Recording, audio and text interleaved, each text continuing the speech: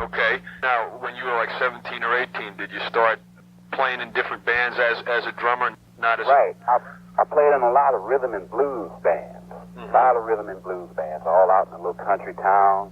There's a little group called June Spears and the Rocketeers, and I worked with a couple other people. I've forgotten the name, but it's basically rhythm and blues and yard parties and stuff like that. It was just basically rhythm and blues.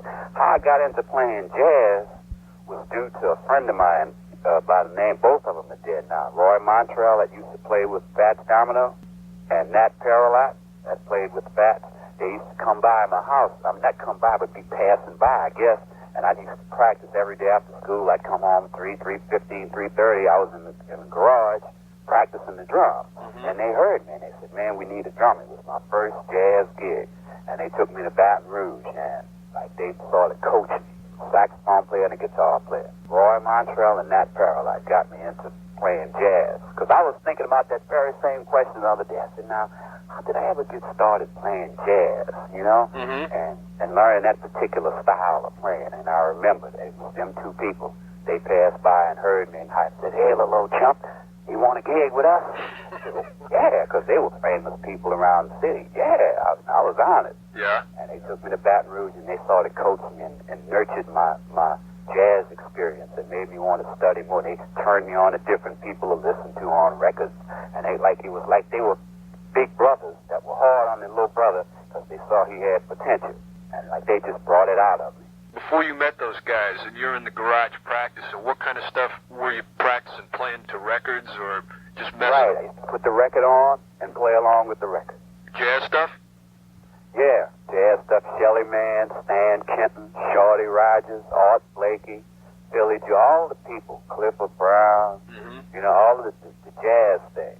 Okay. So I really, actually, when I was younger, I had a fondness for West Coast jazz because of the harmonies involved. I guess because of my trumpet upbringing. Right. Yeah.